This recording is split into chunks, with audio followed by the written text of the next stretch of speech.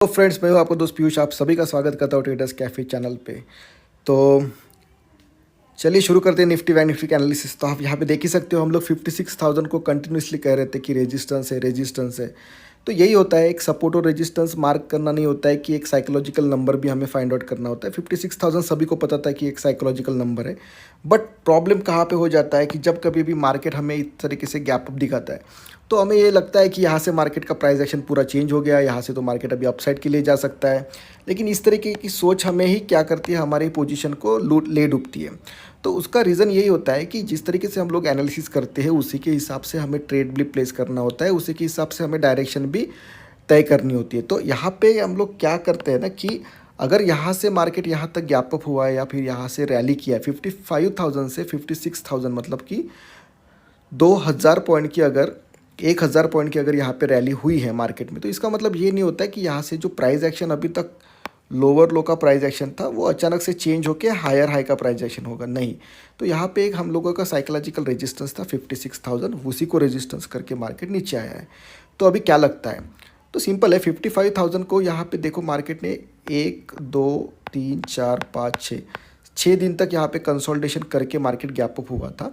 वो भी एक न्यूज़ के कारण हुआ था। इस ऐसा नहीं है कि मतलब बहुत कुछ अच्छा हालत हो चुके थे, जस्ट एक न्यूज़ था, उसी का इम्पैक्ट था कि मार्केट गैप अप हुआ था। लेकिन वो भी सस्टेन नहीं कर पाया, क्योंकि न्यूज़ का असर तभी अच्छा होता है कि अगर वो न्यूज़ सर्च में सस्टेनेबल है। लेकिन कुछ टाइम के लिए अगर कोई अच्छी न्यूज़ है तो उसका मतलब ये नहीं कि मार्केट भी वैसे रिएक्ट करेगा। कुछ टाइम तक उसने रिएक्शन दी, उसके बाद आप यहाँ पे देख सकते हो शार्प फॉल है। 55,000 के हम लोग यहाँ पे ट्रेड कर रहे हैं। 55,000 भी यहाँ पे मुझे नहीं लगता कि सस्टेन हो पाएगा, क्योंकि ऑलरेडी यहाँ पे मार्केट टाइम बीता चुका है। इस बार अगर 55,000 टूटा तो डायरेक्ट रीटेस्ट करके डाउन साइड में नीचे आ जाएगा। तो मुझे लगता है कि इस तरीके की प्राइस एक्शन हो सकती है, down side break, retest and then 54,000 का ये यहाँ पे प्राइस एक्शन हमें दिख सकती है। अदरवाइज फिर से हम लोग कहेंगे 56,000 के अगर ऊपर निकलेगा तब हम लोग अपसाइड के लिए प्लान करेंगे, अदरवाइज हमारा व्यू जो है डाउन साइड के लिए रहेगा। ये हो गया बैंक निफ्टी का।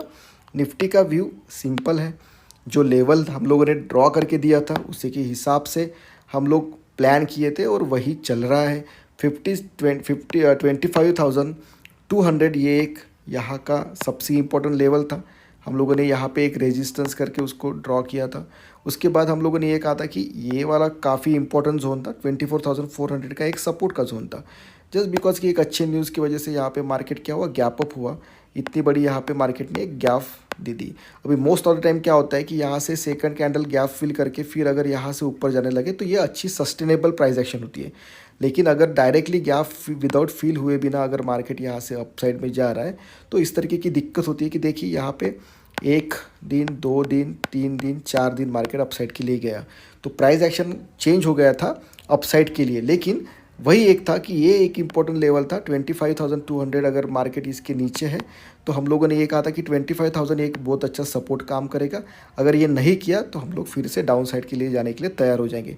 तो अभी हम लोग को वही दिखा रहा है, 25,000 के नीचे मार्केट यहाँ पे आ चुका है। शार्प फॉल था मार्केट में, गैप जो है 24,700 तक यहाँ पे गैप है। तो ये गैप हमें लगता है कि ये गैप फिल होगी।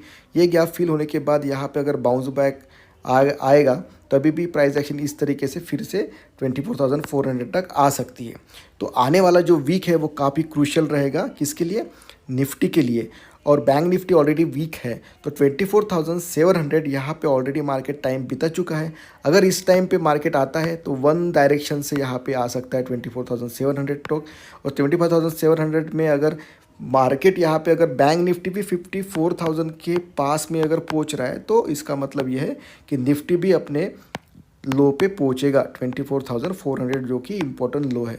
तो यही एनालिसिस है। आने वाले वीक में आप जस्ट मार्क करिए लेवल्स कि आने वाले वीक में आपको सबसे इम्पोर्टेंट लेवल रहेगा 25,000 का एक रेजिस्टेंस रहेगा। अगर उसके नीचे मार्केट है तो टोटली डाउन साइड का मोमेंटम रहेगा। 24,700 ये एक गैप है। ये गैप हमें लगता है कि मार्केट अभी 1-2 दिन में फिल कर लेगा या फिर एक ही दिन में फिल कर सकता है मंडे को। और यहाँ पे जो है 24,400 का एक सपोर्ट है। अगर ये गैप के नीचे मार्केट आता है तो 24,400 आएगा। लेकिन अभी के लिए आप लिख लीजिए लेवल 25,000 का रेजिस्टेंस, इसके नीचे मार्केट डायरेक्टली डाउन, 24,700 का एक सपोर्ट है। 24,700 का एक सपोर्ट है। डाउन साइड के लिए अगर प्ले करेंगे तो 24,700 पे हम लोग को सबका सब माल बेचना है और वेट करना है, क्योंकि उसके बाद 24,400 भी हम लोग आते हुए देख सकते हैं। तो मिलते हैं कल, तब तक के लिए take care, thank you, bye bye.